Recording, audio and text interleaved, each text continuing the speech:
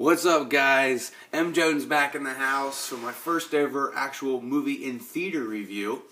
And obviously, if you saw the picture just the last few seconds ago, I saw the movie 42 last night. Saw it with my girlfriend and a friend and his girlfriend, and I can say we all really liked it. It was a great movie. If I would give it a rating, I'll talk about it first, and I'll give it a rating. Really thought the guy that played Jackie Robinson was basically I thought Jackie Robinson's grandson was on the screen. It looked just like him. His name was Chadwick Boseman, and I thought it was like him. Like his mannerisms, the way he talked, the way he moved, the way he did everything. It was like, this guy did so much research to play Jackie, and he did a wonderful job.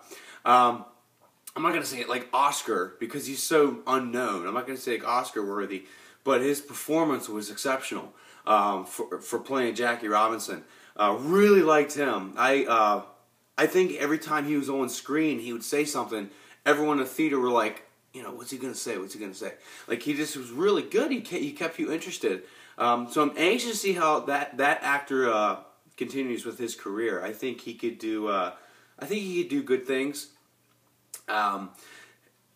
Harrison Ford, he was in the movie. He played Branch Rickey, who was the general manager for the Brooklyn Dodgers. And I really thought Harrison Ford probably did the best acting in the whole movie. He was very good in this movie. The way he played Branch Rickey, obviously this is well before my time and most of my friends' time, so we really don't know exactly how he was. But I went to YouTube and watched a lot of stuff about him, about the character, and he seemed exactly on for Branch Rickey.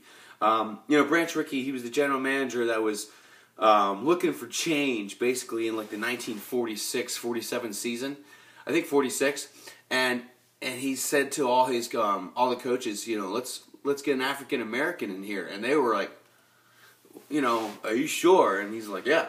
And we're going to do it. We're going to make change. He goes, we'll find someone that's good. So they found a guy from the Kansas City Monarchs named Jack Robinson. And they gave him a tryout with their AAA team in the National League, Montreal. And, obviously, what happens if you know anything about history. Jackie prevails, and he does a great job in Montreal. And he obviously gets bumped up to Brooklyn in the 47 season. But Harrison Ford, his role was so good. He was very, he was a firm believer in God, good things, and good people. He was just a really good guy to have as a leader, and I could see why he was a leader or a general manager.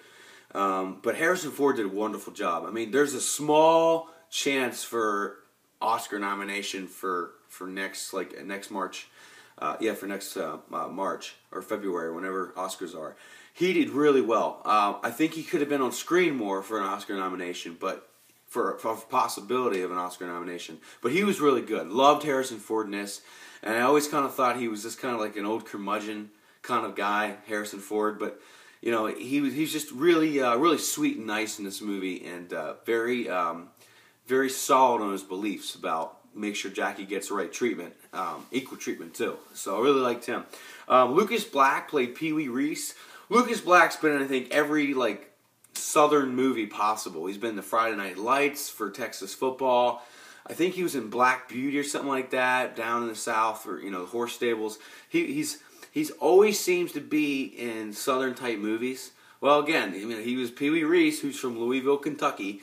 And he had the Southern drawl, and he was a very sweet guy in the movie. And if you know anything about Pee Wee Reese, he's famous for walking over to Jackie from shortstop to first base in Cincinnati when they're playing the Reds, and just put his arm around him. That was history. I think everybody knows about that. And it was basically so cool of that scene in the movie. And I'm not spoiling anything because this is history. Most people know this. Is that when you see a picture from way back in the day, you see, Pee Wee Reese put his arm around Jackie Robinson. That's cool. That's a great moment for history, a great moment for equality, great moment for, rights in America. And what was cool about that in the movie was you could see actually and hear actually what Pee Wee Reese said to Jackie Robinson during that time. So the character, that Pee Wee Reese that Lucas Black played, you can hear what he said to him during that famous, I got you, buddy. Put my arm around you. We're with you. It was really cool to see that. Whereas on the other hand, and we're in my team, I was repping, my Phillies. I was embarrassed to be a Phillies fan because the manager for the Phillies was a jerk, a flat-out racist. And the stuff he said to Jackie, I don't want to ruin it for you, I want you to see the movie, was just crazy. I was like, oh my God, of course my team, my favorite team, would be the racist. So, I was kind of like, oh geez. And the movie theater was a little uncomfortable, but the manager for the Phillies at the time was Ben Chapman, and he was a flat out racist. There's nothing else I can say. And the guy that plays him, his name is Alan Tudyk, and you're probably like, who the hell's that? He was the pirate, Steve the Pirate, and Dodgeball, and I think you know who that is. So you're probably like, oh yeah, that guy. But he was flat out racist in the movie, and he was the Phillies manager. And when they played Jackie, he was just horrible. I mean, it was disturbing to watch and disturbing to hear. And if you know history as well, after he freaked out, the fans went crazy, and a lot of people went nuts about that. About the way he was mocking and yelling at Jackie when he was batted. That they actually had to take a picture together. And he's like, they said he wants to get a picture together from one of the general managers or one of the assistants to the general manager for the Dodgers told Jackie in the clubhouse the next day after that harassment. He goes, Coach Ben Chapman wants to get a picture with you, before the game, near the locker rooms. And Jackie said, no, we're going to do it out on the field where everyone can see. And that's the kind of guts he had. He wasn't scared. And I really admire Jackie Robinson. And now I appreciate more about Jackie Robinson in April when everyone in the major leagues wears 42. Like I see now why that is, which was also prognosticated by Pee Wee Reese. So it's crazy how that all happened. It's just, but also the scene where Ben Chapman for the Phillies, the manager, has to get a picture with Jackie. So they get a picture out on the field, and it's awkward. It's a little like they don't really want to talk to each other. And they both hold one bat, so none of their skin's touching each other, so they're holding the bat like this, and the other guy's holding the bat. And that's a famous picture as well. So again, like I said about, Pee Wee Reese talking to Jackie, we saw the picture not knowing what he said to him. Same goes as this. Like, I got to see what they were saying to each other during that picture. It was just really cool to see that. That was probably my favorite parts of the movie, was seeing historical photos, but you're actually seeing the dialogue when that picture was being taken. You actually saw the dialogue. So I really liked that. I thought that was really neat because that's the stuff we all want to know. It's like it's interesting. I really liked Jackie Robinson's wife in the movie. Her name was Rachel, the character Rachel. The actress, I wasn't too sure who that was, but she reminded me of Zoe Saldana just a little bit, just a real little bit. Just a great actress, really sweet in the movie. Kept Jackie basically solid, kept his mind straight. Always loved him, always supported him, and to be a man, you have to have a great woman to be a man. So you can really see how he persevered, not just through Branch Rickey guiding him and protecting him, but his wife really pushed him too. So I enjoyed that. I really like Christopher Maloney. And you might not know who that is. You probably do, but if you don't, he was Freak Show and Harold and Kumar Go to White Castle. And I think he's in one of those NCISs or CSIs or Law and Order, one of those shows. And I hope I'm right about the ones I said. But he was really good. He played Leo DeRocher, who was Brooklyn's manager, who always seemed to be okay with Jackie going to Montreal, getting called up in 1947 to play for the Dodgers. He was always good about it. And he got wind of the petition that they were trying to do on Brooklyn to get Jackie off the team. And he went nuts. He called him at like 3, 4 in the morning. He says, get your asses to the locker room, we're talking. And he just has an awesome speech, and it is awesome in the movie. And I really appreciated the kind of role he took as a manager. He said, we are a team. There's no one different. We're all a team. And the players started to buy it throughout the movie. And that was the turning point for me as a viewer, that that was where Jackie finally got respect, I think, was when Leo Durocher said to the guys, you know, we're a team. He goes, you're out of your minds if you think this petition is going to do anything to me or Branch Rickey, which obviously it didn't, if you know history. But you know, there was just a lot of great scenes. I think if I would say any negatives, because I've been so positive, I would say 2 cons. The movie wasn't corny or silly until the little boy in the movie. Little African American boy. The acting was just, he was such like probably a first time kid acting.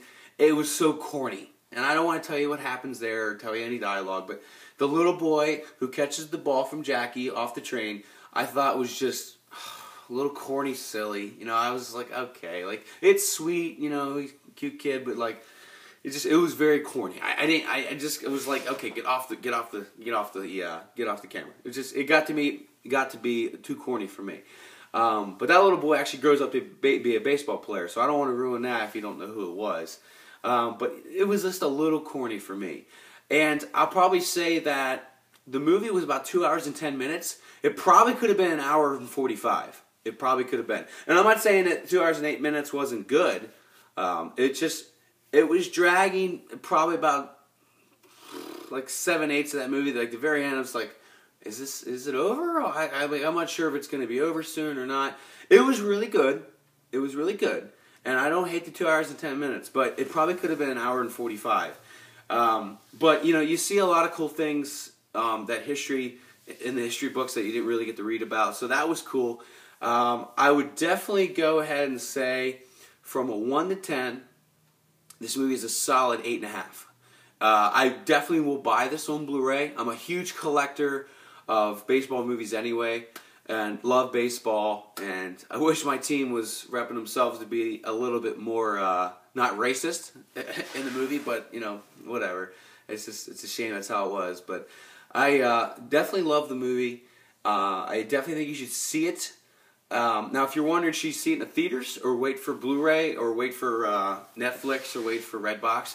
If you really like sound editing, and you like camera action, in terms of angles and watching people play a sport and seeing how cameras can work with that, because it really has evolved for the last 10, 20 years on how they film movies for sport movies. And if you like hearing the sound of the bat crack and you like to hear the ball hit the mitt, you know, the surround sound in the theater was really, you know, it's all over the place. You can hear like the ball being caught, like, whoa, what the hell? You can hear the bat being cracked. It's like, you know, it gets you for a second. Then go see it in theaters, because it's so cool to hear those sounds. You know, I love the sound of a ball hitting the mitt when I play catch with my dad, or, you know, having a really nice frozen rope if you playing ball with your buddies. Like, I like hearing that noise. So in the theater, you can really hear that. So you'd probably like the movie in the theater just for that. And I love the camera when it works with Jackie when he's running, because Jackie's so fast. Jackie Robinson is so fast, and he was known for that. And the camera's like following his like his shins to his feet, and you see that like down from his knees, and you see how fast he's moving, and you see the dirt pick up, and the camera gets the dirt picking up. So if you like that kind of stuff, like I don't know why I do. I feel like I'm weird that I do, but I like that kind of stuff. It's very real to me. So if you do like that stuff, go see it in theaters. But if you don't want to, you just wait till Blu-ray. But I definitely would say, if I would go see it in theaters, definitely. I'm glad I did last night. But anyway, thank you for watching, subscribing, and I will try to start seeing more new movies in their theaters and do these kind of reviews, because this was fun. If you have any questions or comments, please leave them, and of course I'll answer them or comment. But until then, take it easy, and bye.